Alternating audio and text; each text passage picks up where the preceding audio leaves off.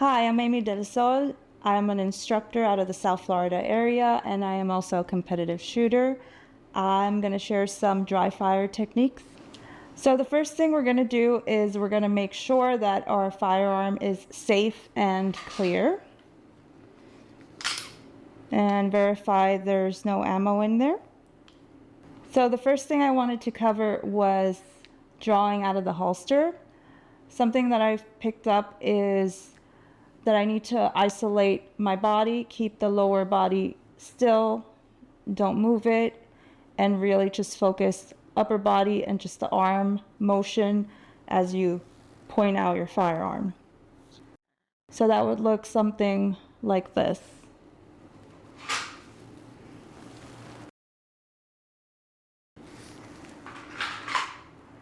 And as you're coming up, you want to make sure you're using both hands also.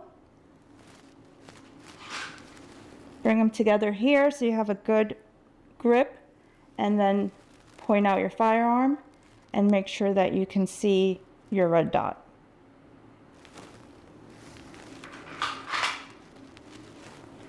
Another thing I began to introduce to my dry fire practice is a timer. I find that it helps to simulate a real life or a real match scenario and helps you speed up your time. So we're going to go ahead and try that with the timer a few times.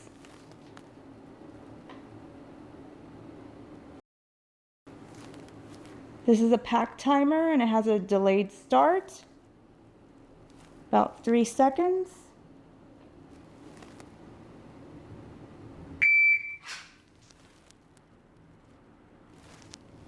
As I'm doing that, I'm also trying to make sure that every time I draw from the holster, I see my red dot. Let's do that again.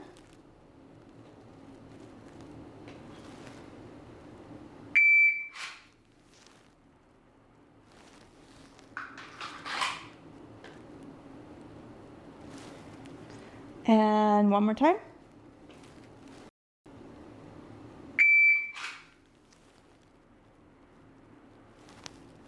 Okay. Some of the common mistakes that I've seen, observed, and experienced myself is a lot of movement from the lower body, a lot of kind of like when you bend your knees and you kind of jump up, and it causes a lot of movement and a lot of shift, and is not as efficient at saving time and making sure that you get your red dot where you need it. And another thing that I've noticed and observed, myself included, is not using both hands to get your firearm. You want to make sure you're able to have a good hold on the firearm and bring this supporting hand up as you're starting to point your firearm. So you just want a kind of a smooth sweep and point it out. So it would be something like this.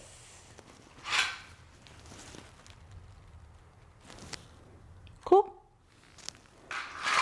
Another aspect of running your firearm with a red dot is finding the red dot and making sure that you can find it every time. So one of the exercises that I like to do is from compressed ready and presenting the firearm and making sure that every time I'm presenting, doesn't matter in whatever direction, that I'm able to see the red dot at the center of the glass, or that I can identify my target and that the red dot is where I want it to be on the target. So the exercise that I do is simply I get a hold of my firearm with a good grip,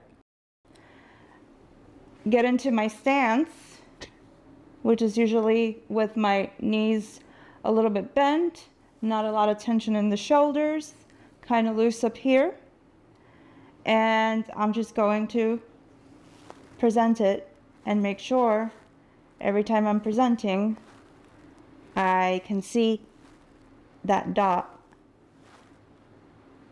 in the center of the glass. And then I can move on and do the same thing and present it at a target. And make sure that the dot is where I want it to be on the target. And you could just do this as many times as you need to until you're comfortable. And I recommend dry fire practice at least 5 to 10 minutes a day, depending on what your goals are. And just like that, from compress ready, and present the firearm. So one of the things that I like to do is dry fire and practice transitions. So transitions are basically when you're dry firing from one target and then switching to another, back and forth.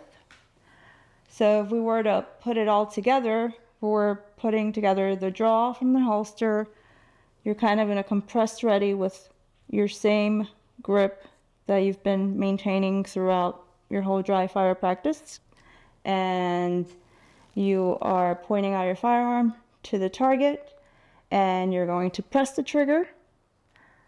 I'm going to press the trigger twice, just like I would at a competitive match. And then I'm going to swing my body over and identify the second target and press the trigger twice. It's very important to maintain your torso towards the targets and slight bend, and really you're just kind of doing this kind of motion as you're firing at your targets. So this would look, if we put it together, it would kind of look something like this.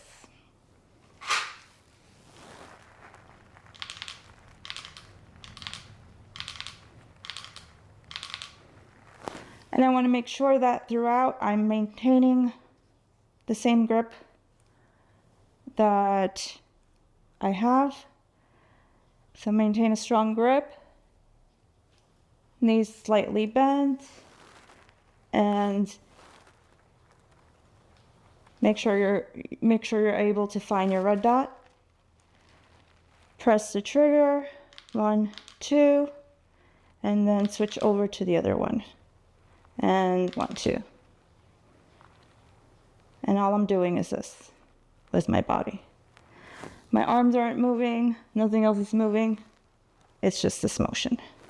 Another important thing to consider is when you're transitioning between targets and you're go ahead and shooting them, in order to kind of increase your speed and during your transition, you shoot once, you shoot twice, the red dot kind of comes back, and then your eyes shift focus to the next target, and then you bring your firearm over, and then again, shoot twice. And that's how we do it. One of the tools that I've been incorporating in my dry fire practice is the Strikeman system. And it brings with it kind of like a dummy round. It comes apart and you put batteries in it, and this rubber back here is kind of like a little button and it turns on. So as you can see, it's kind of like a light, kind of like a laser light beam that you can see on the target. And this goes straight into the barrel of your firearm, and you rack the slide and you dry fire, and it will reflect it on your target. Once I've calibrated on the phone app, I press start and it'll do a little countdown, and I can begin the dry fire session.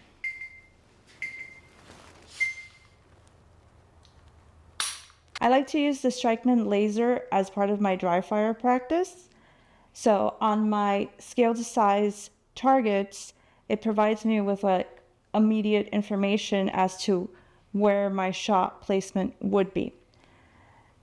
And I'm going to give some examples. You have to rack your slide every time.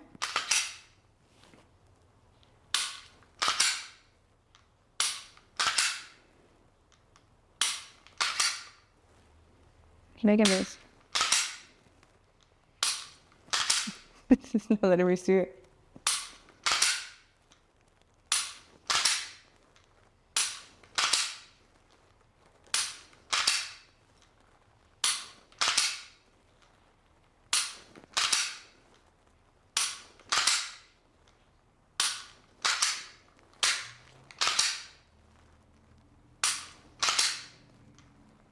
Let me just try for some top A zone. Charlie, A zone, A zone. There we go. That's it. I hope you found this useful. I hope you go out there and dry fire. And if you need an instructor in the South Florida area, you can find me on Instagram at Delso Shoots or on my website, ladylockedandloaded.com.